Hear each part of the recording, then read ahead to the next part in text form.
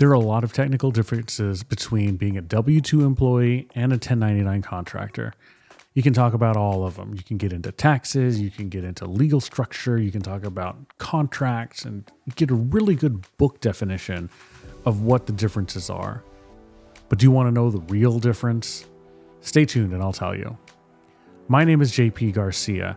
I've been an independent contractor for a long time now, and I started this channel to help people understand what being an independent contractor is all about.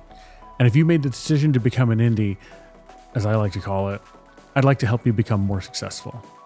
So digging into the differences between a W-2 employee and a 1099 contractor, I think back to when I was a kid. Did you ever have that friend who used to think of inventions that they would like to make? And they were crazy, right?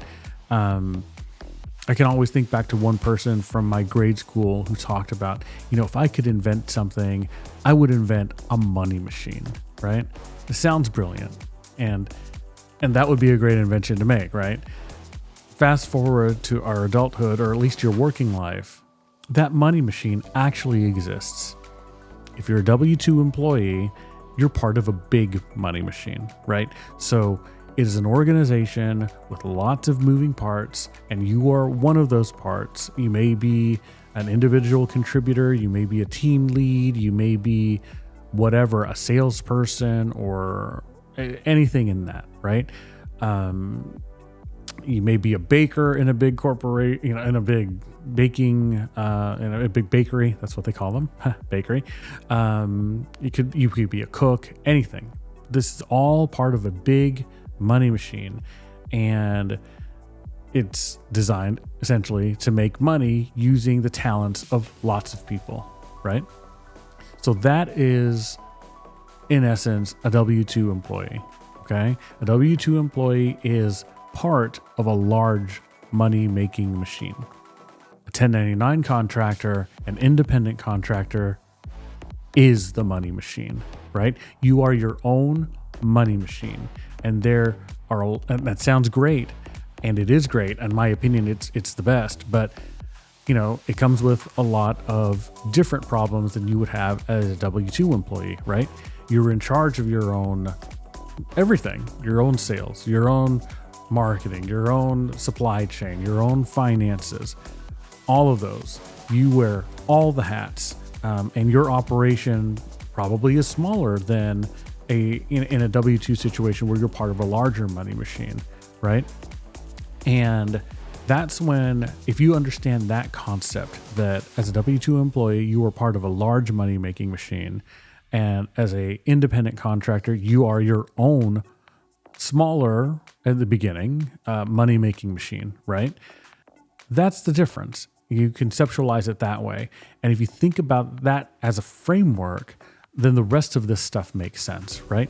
So as part of a money-making machine, you would draw a salary. That salary would then be taxed in a certain way, and you would have certain implied loyalties, very probably written out loyalties to that particular money-making machine, through your contract with them, through your, the hours that you were expected to work, all of those things. Those are outlined in the terms of your employment, right? As part of that big money-making machine. As a contractor, like I said, you have your own money-making machine, right? And so you contract to other money-making machines providing goods or services to them, which means that as your own money-making machine, you have to have your own business entity. You have to have your own, business banking, checking. You have to have your own finances in order. You have to have your own insurance. You have to find your own business, all of that stuff, right? And that is, again, like at the high level, that is the major difference between W-2 and 1099. And 1099 contractor, it's your business to do with whatever you want. It gives you a lot of flexibility, but it is a lot higher risk, okay? Because it's on you to find the clients, it's on you to service the clients, to provide whatever good or service or set of goods and services that you're going to provide. And it's up to you to keep that funnel going, that income funnel from all the way to the top, from sales all the way through delivery, right?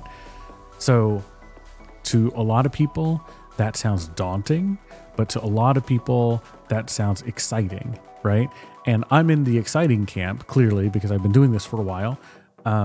And really what I'm hoping to just get through in this video and to communicate in this video is that this is the difference that you're looking at, right? But before you start to dig into the financial advantages of being independent and stuff like that, take a step back and determine if this type of opportunity with this type of risk profile is okay with you and is okay with your family situation and your financial situation, right?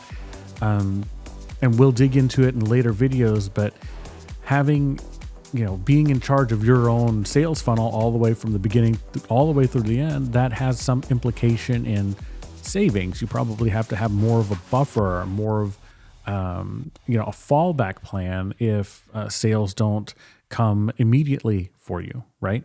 So what I'm saying is you have to have a reserve fund. You have to have probably a crisis fund, and all of these funds laying around and waiting for you to utilize in case you're not able to get the sales that you expect, right? And again, this is daunting to some people, but this is very exciting to some people. So, I dig into finance, or your reserve fund as just one example of the things you should probably think through. And I'll get into a video. I'll do another video going through the specific nuance of what to expect when becoming a 1099 independent contractor, right? But today the homework is figure out at a high level, are you open to this type of risk? Is your family able for you to take this type of risk, right? And it's really that initial decision of, do you want to go indie, right? And I say that all the time. I say that outside of videos. I say that to my friends. You should go indie. You should do this. It's just a term that I use. I like it. I think it's catchy, and you'll hear me throughout videos saying, you should go indie or think about going indie. What I really mean is just going independent, right? So, look, it's a different type of stress. I've been on both sides, right? I've been an independent consultant for a number of years. I've also been a W2 employee, and both of them are hard. They're hard for different reasons. And I think that, what you're looking at, the trade-off you're looking at is the income potential, the potential to build your own business versus stability, right?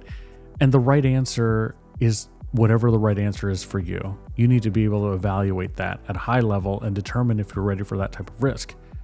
But if you are, I have this channel here. I have my experiences. I have experiences of my peers who are also indie, right?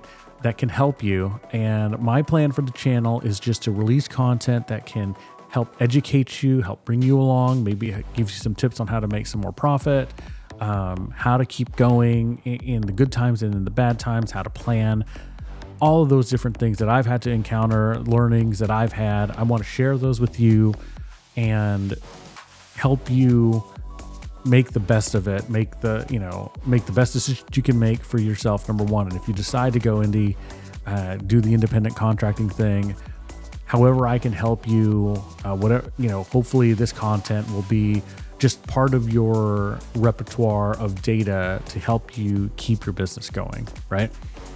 So, if you're interested in this content, please like and subscribe, of course. But also, really, if you have specific questions, hit me up in the comments. Just write whatever question you have, and I'll try to answer them to the best of my ability, be it in the comments and or in future videos, right? Because like I said, this channel is really to help you get to where I am today, right? And hopefully surpass where I am today. But I can only do that if you tell me what you need to know. So thank you for watching. Best of luck with your decision, and hopefully I'll see you in another video.